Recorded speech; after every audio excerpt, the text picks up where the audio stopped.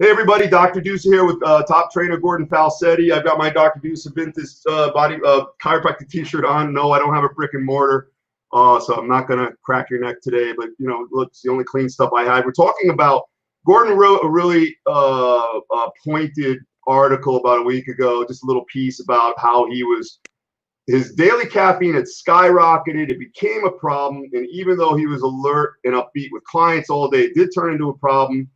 Started with a couple of cups of coffee per day, and it decreased over time. He started buying cases of extra strength 5-hour energy shots and drinking them like water.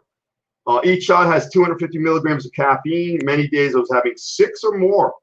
So his daily caffeine intake many days was 1,500 to 2,000 milligrams, the equivalent of 10 large cups of coffee. And it got to the point where his brain couldn't function without it, and he was so tired all day. It was probably adrenal fatigue. Or maybe not. I recently decided to put an end to this. He stopped using it cold turkey. The first 4 days were hell. He was glad not to have been around people for those 4 days, and it was a complete brain fog, and he felt like he couldn't. So there was a lot of bad, you know, it helped you, but ultimately you just weren't feeling good, right? Yeah, exactly. I mean, caffeine's a great tool, and it's really, really useful. But like anything else with a benefit, there's going to come some kind of negative to it. And yeah, caffeine, like anything else, if you overdo it, is going to give you problems in the long run. So you were drinking coffee plus the 5-hour energy, like mixed in between all day? Yeah, because those 5-hour energy shots are easy. You could slam one down right before a client comes in and not have to sit and drink a whole cup of hot coffee. That's true. So exactly. So it's like taking a pill, basically. So, and people do it with fat burners and stuff like that too. You know, this is a fairly widespread issue with people.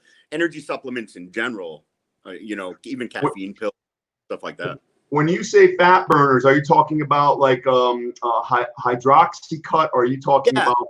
Okay. Yeah, I'm talking about a lot of the over-the-counter fat burners. You know, a lot of those are caffeine based, but have other stimulants in them. But yeah, people eat those things like candy too. I even know some women that eat those things all day long, all different brands of them. The over-the-counter stuff, isn't that more appetite suppressant as opposed to actually acting on, you know, the receptor cell sites? Well, so that depends on the product. Now, yes, there are some that don't have a lot of real science behind them, and they're just going to suppress your appetite a little bit. There are some, though, that are very closely based on that good old ECA stack, and they work the same way. Right. So, yeah, there are some that have some very good legitimate science behind them. And there are some good fat burners that I've used with clients. But it's a matter of looking at the ingredients and understanding what's in them and that kind of stuff. You mentioned the caffeine, ephedrine, aspirin stack, and I know that was really big. Well, I don't know, probably still is, but it was, especially when ephedrine. I guess they made that illegal over the counter at least several years ago. I know that, and now of course you can get other products that have it in it.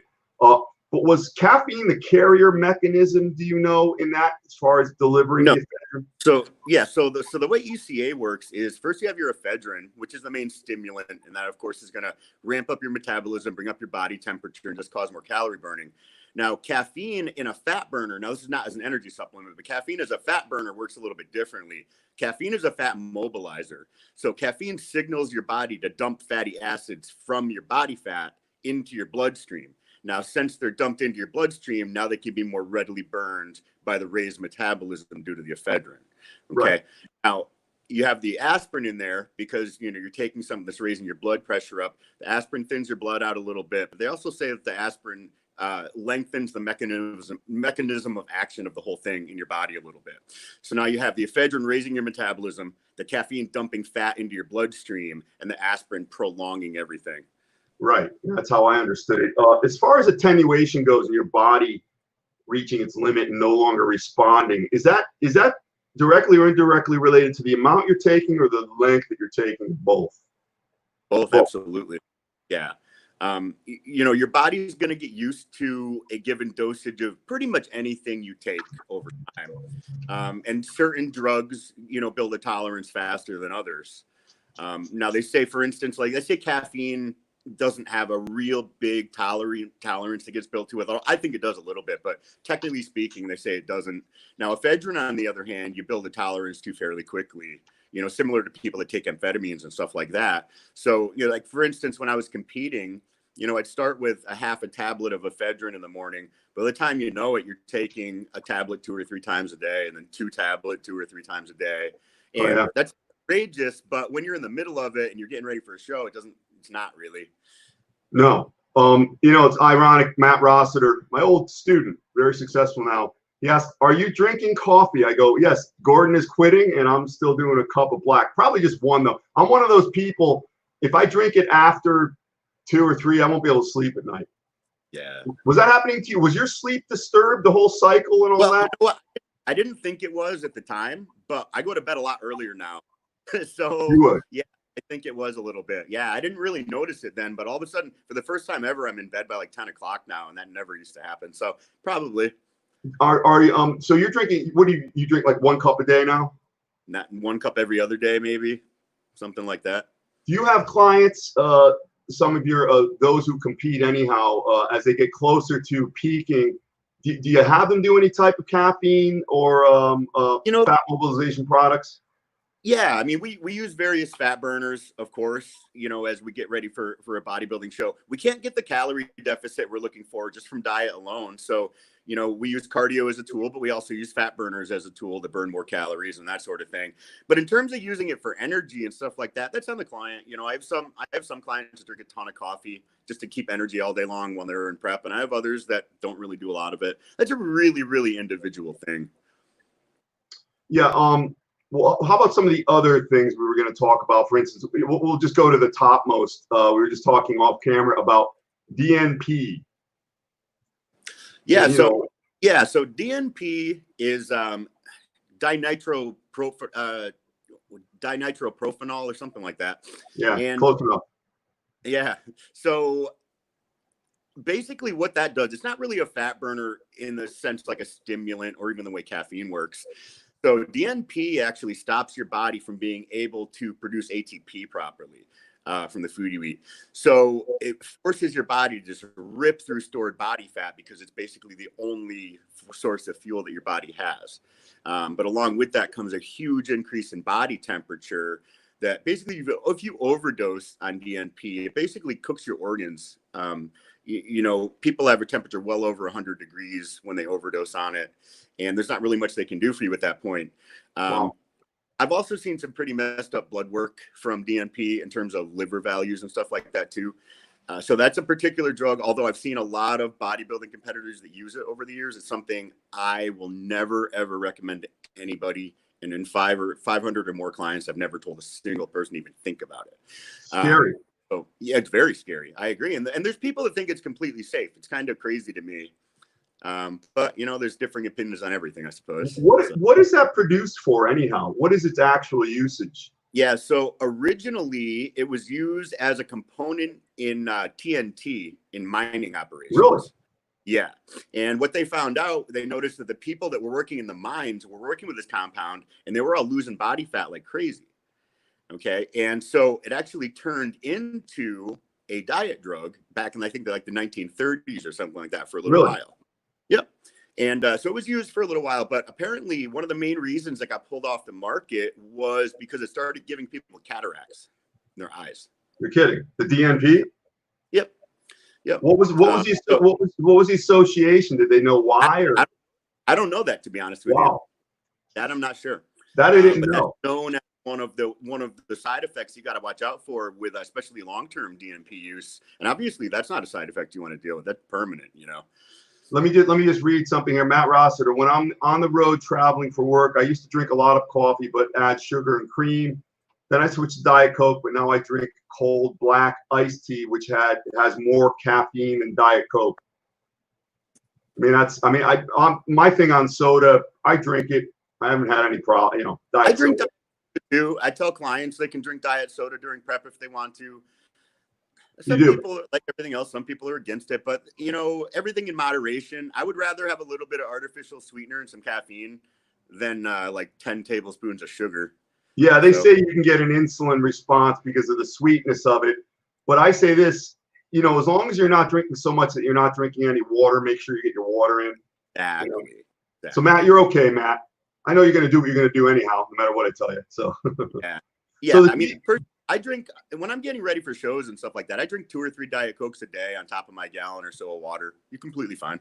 yeah. Well, I think ultimately you got to go by response and results too. I mean, some people, some of the things they do, if they're being honest, you're just incredulous, but they still get in great shape. So everybody's different. All right. So we're also talking about, comparing people who take ephedrine and clenbuterol at the same time. What's the issue with that? Because some people do, they go nuts. Yeah, I mean, they kind of work by a similar mechanism of action. I just think you're overloading your body for no reason at that point, just jacking your heart rate and your blood pressure up, when they really work on pretty much the same receptors and both have a similar, raising in your temperature and your heart rate. In my experience, clenbuterol is a little bit more effective than ephedrine is in burning fat. And for a lot of people, it doesn't jack their heart rate up as much. The clenbuterol doesn't. Yeah, clenbuterol doesn't. I prefer clenbuterol personally. Yeah, I would say just clinically, from what I know and read, the ephedrine works directly on the beta 1 receptors, the arch of the aorta. I mean, bad news for the heart directly, and clen really isn't. And I will say, back, when I was much younger, I didn't do everything right, and the stuff was, you can get it like M&Ms and candy, and you buy a bottle of something called dimetrodine, and I would. Oh, the ephedrine, yeah. Yeah, I would probably eat a bottle a day, and some people don't believe that, but I'm still alive. I don't know how I didn't stroke out, but listen, it pushed me through the work. I am going to school. I'm working full time, training for contests, hardly eating. So you do what you got to do to, that back then, was just the mindset. Would I do everything the same now? No, of course not, because you leverage the information you glean over the years, but that's what we did. But as far as taking, Rick Collins, attorney Rick Collins, posted something really good today about it. I think you saw the issue about the human growth hormone and how they're using it now to repair. We know this. We've known this for years. Why did it take so long? Oh, because the powers that be have to figure out how to make some money from something. I don't think they care about safety. Are you kidding? Right. I mean, what do you think about the reparative process properties of HGH? I think it works great. And bodybuilders have always said that. But there's always been a saying that bodybuilders are kind of ahead of the curve in science when it comes to a lot of things like that, both in healing injuries and also in terms of nutrition and all that kind of stuff. So, yeah, I mean, I've seen a lot of people that have actually, what some people will do is they'll start taking growth hormone like right before their surgery and then continue taking it throughout. And I've seen a marked increase in healing and shoulder injuries and knee injuries after surgery, and even in things without surgery. So I think that, in general, human growth hormone is a really good drug for athletes to use, and older people to use for that matter. It's just cost prohibitive for people, because that's not something you want to be using any kind of black market version of. You want to be using something. That is a big problem. Now, Lance Stranahan, they could have cooked up a lot of meth from all those boxes of ephedrine you took, Michael Duce, LOL. Actually, they were bottles, Lance, not boxes, but yes. Your words ring true. Jim Chester, hey man, how are you? And yeah, Matt, it has more caffeine than Diet Coke. So going back to caffeine and coffee, caffeine pills. So actually, I use some caffeine pills too, especially in conjunction with ephedrine. But I think one thing that's important that we should touch on real quick is the difference between, and why caffeine isn't a same kind of a stimulant like ephedrine and stuff like that. Okay, and this is why caffeine can be a little bit higher throughout the day and not be as hard on your heart and stuff like that. Because caffeine is not a stimulant in a sense that it increases production of epinephrine and norepinephrine like ephedrine does. But rather what caffeine does is it is an antagonist of the adenosine receptor. So basically, adenosine is a compound that builds up in your body and makes you feel tired.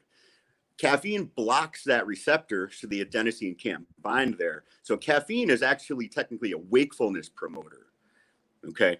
And that's why it's not going to be as bad as people using, ephedrine or harder stimulants all day long.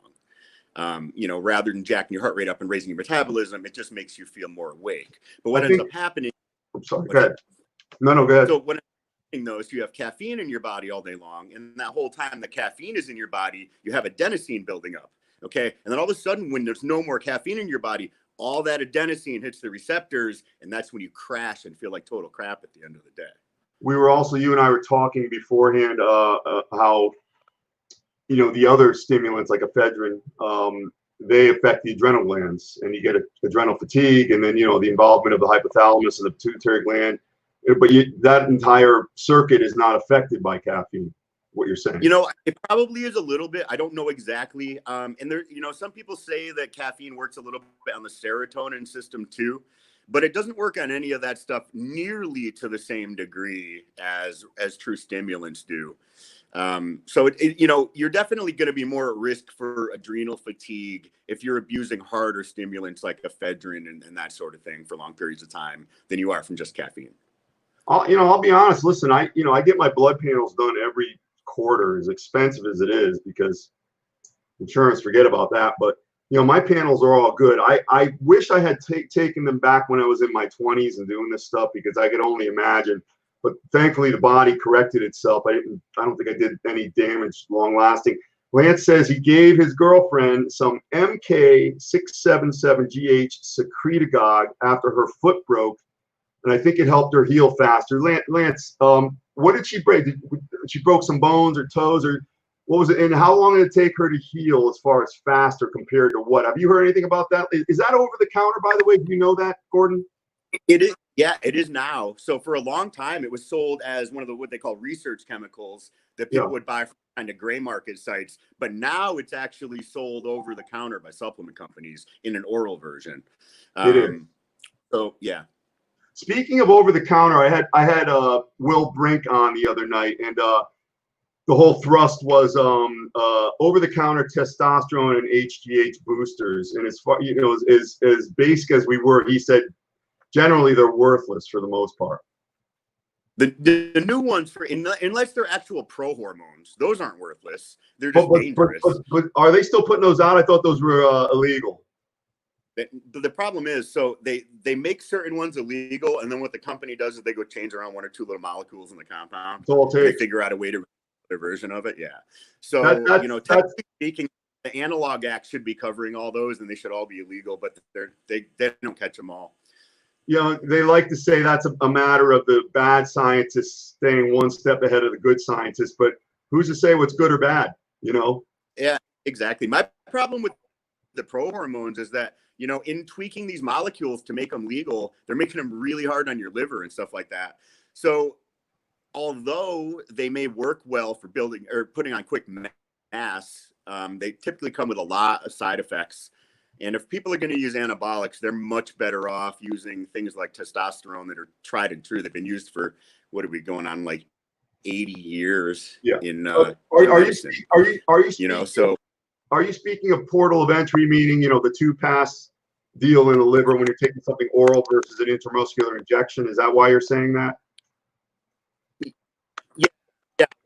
A lot of the pro hormones are even harder on your liver than like dianabol and anadrol are. Wow. A lot of the over-the-counter hormones. So you want to be careful with that stuff. Now, when we're talking about test boosters, which are a little bit different for the most part, those usually are herbal, and there are some other compounds they use in them too that aren't herbs now. Those just, I'd say if you're going to use a test booster for any period of time, and they're typically pretty expensive, you should be doing blood work and checking your testosterone and making sure it's working.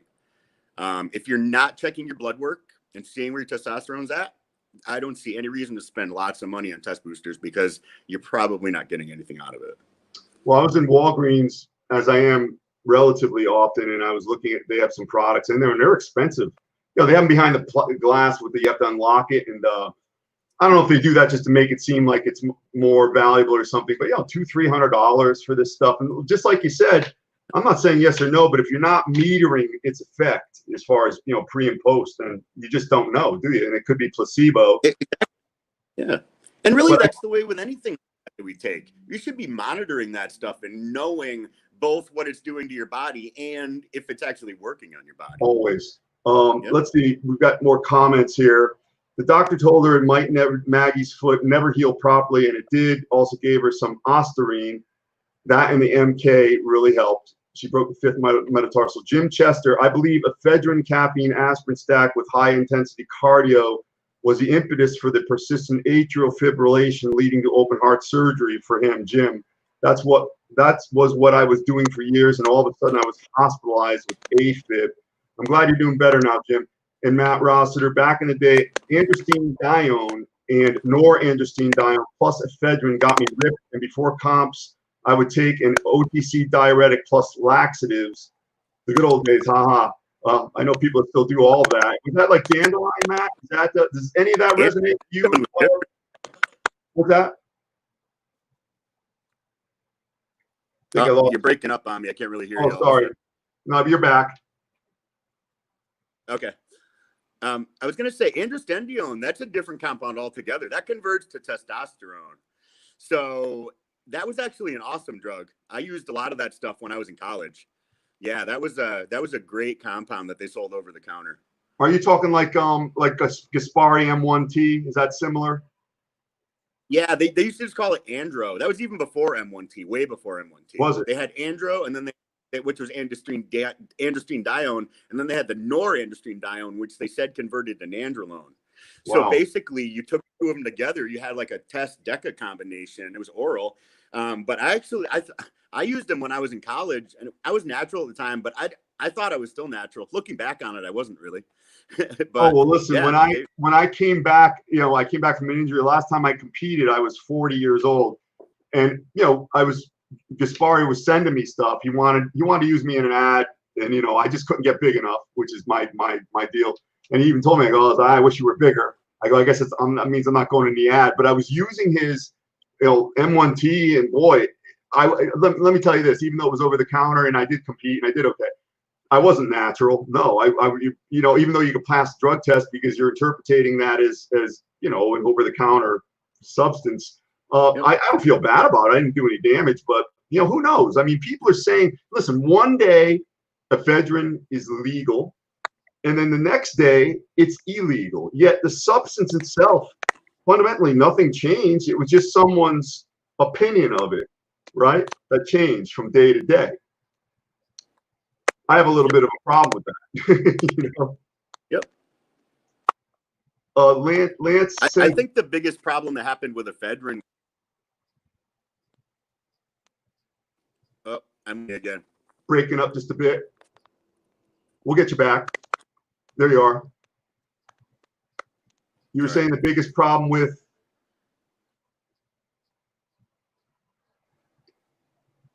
Oh, I had a big delay on you for some reason. I think I got you. I think you're back. Can you hear me? Whoops. Well, we lost Gordon. He's going to try to get back on. Lance, M1T has been said to be stronger than Anadrol. Wow. Really?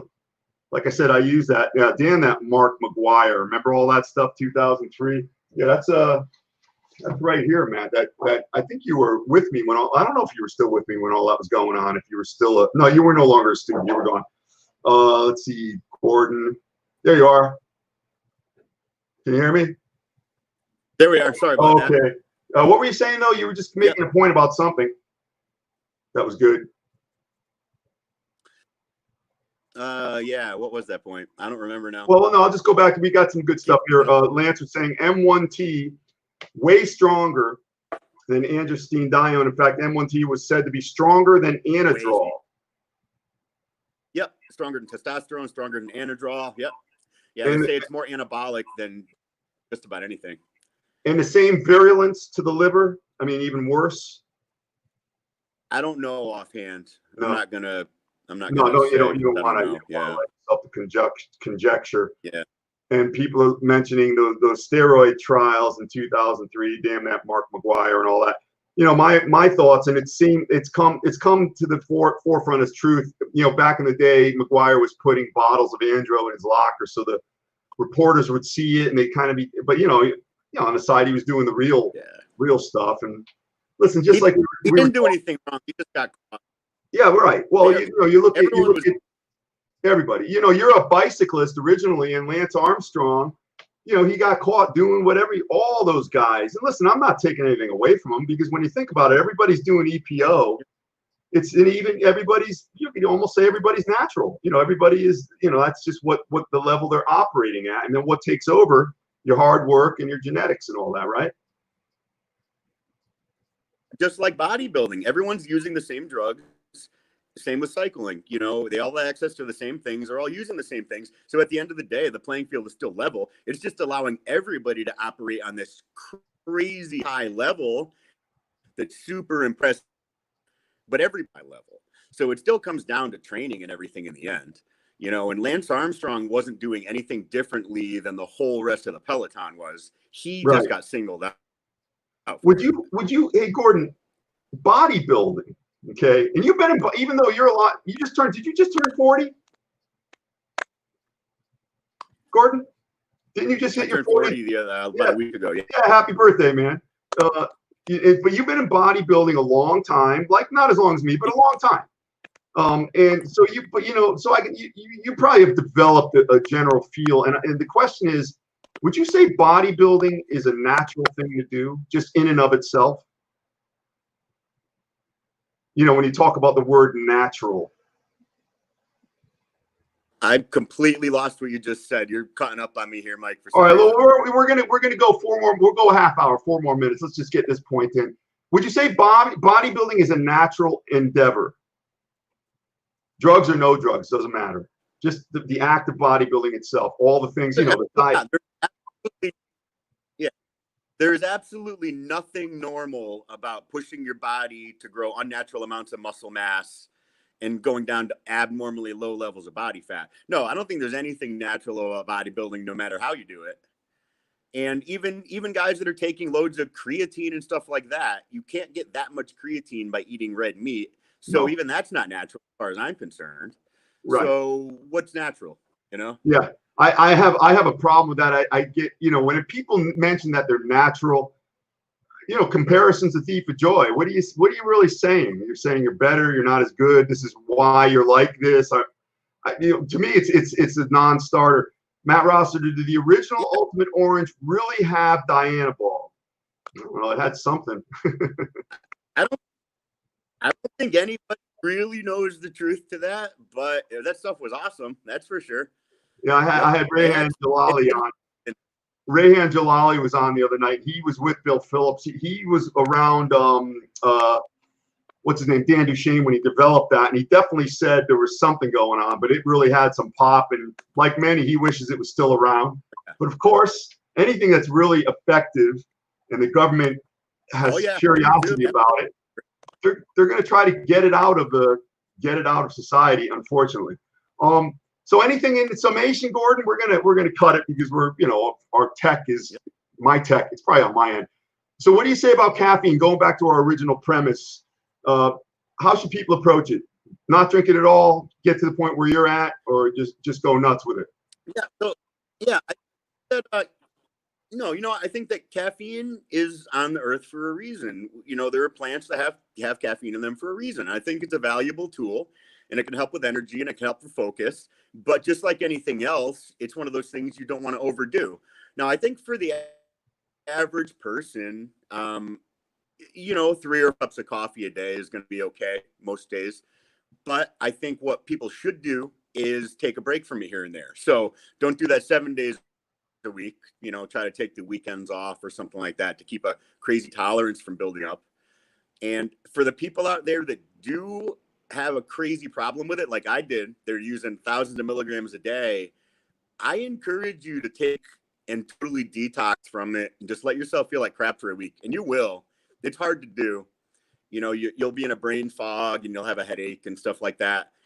But I have more energy now I've had in years. I realized how bad that caffeine issue is affecting me. So yeah, I recommend that anybody that's dealing with that and can't live, like if you are one of those people that say you can't live without caffeine, try living without it for a week. And in about a week, you're going to feel awesome. So that's what I say. There is some utility to OCD, but then again, you go overboard a little bit like we do sometimes. Hey, Gordon, thanks, man. That's some good information. My quarry is always to learn something new each day, and I did here with you, as I always do. And thanks a lot. So you just got back from North Carolina. How was it down there compared to up here? Yeah, it was good. I went down to visit Jamie, as you know, who's my ex-wife, who's also my best friend. And I went down and hung out with her for a few days, just kind of detoxed, and I say detoxed in terms of the toxic COVID scenario up here. Everyone's freaking out and scared. And I'll tell you, it's a different world down south, man. No one's wearing masks down in North Carolina. Really? Everyone's packed next to each other. Oh yeah, it's fine. Yeah.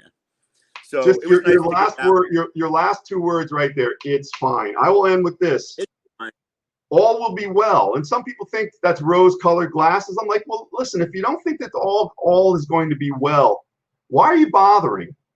Why are you bothering with anything? Why are you getting out of bed? And don't be around people who think that way. They are cancer. One of my favorite quotes in the world. This is from actually a really awesome adult cartoon called Rick and Morty. And the guy says, everything's going to be fine in the end. And if it isn't, it's not the end yet. I love that. I've heard that. What's that from? That's from a cartoon called Rickety. Oh, okay.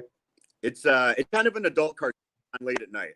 Very, very funny. Gordon, we have one quick question here. Robert Thompson, he has a question about nicotine gum. What do you think of that? Nicotine gum. Any impressions on that? Yeah. So nicotine in itself is not dangerous at all, as far as I'm concerned, at least in moderate dosages. If you want to use nicotine, you're much better off using lozenges or gum than you would be smoking cigarettes. Really? And there are quite a few people in the bodybuilding world that use nicotine gum as an appetite suppressant when they're dieting and stuff like that too. It can be effective that way. Just like anything else, you can get addicted to nicotine by chewing the gum. So you want to be careful there. But it's a much better addiction than having a cigarette addiction, even if that were to happen. But yeah, nicotine, again, is one of those things. It's in nature. You know, it's okay to use it in moderation. It's just the cigarettes that everybody smokes to get it from are the problem with nicotine. So what you're saying is, obviously, if you don't have the delivery system of tobacco, it's not so bad. You mix it with the tobacco, and then you've got the lung problems and all the other bad things that happen with. Lance, I have gotten good results by consuming less coffee at one time. For example, I drink half a cup, and 30 minutes later, another half cup, and I only have 3 half cups a day plus theanine with it. You know, Lance is really, really good. I mean, he's got like a formulary in his house or something, and he's like kind of this furtive scientist. Yeah, he's one of those guys that has a lot of and he's at, you know. He mentioned, what's that? Yeah, he mentioned the theanine in there. Theanine is awesome, actually. I like theanine a lot. It's good for folks, but it's calming effect too. It's awesome mixed with caffeine. Concentration they too. Synergistic effect together. Yep. Always go with synergism. You don't have to do as much. That's the key. Hey, Gordon, thanks, man. I'll hopefully. When do you think I'll see you? When do you think we'll be training at the gym? Powerhouse. Soon? You know, the official state thing is saying June 20 right now. There have been some rumors going around about a bunch of gyms trying to get together and open before that. There's been a petition going around about it and stuff like that. So, you know, fingers crossed things will happen a little early. I mean, if everybody just banded together and opened their damn gyms, we'd be fine. But unfortunately, people are going to sit back and wait for the word. So the June 20, hopefully, but fingers crossed before that.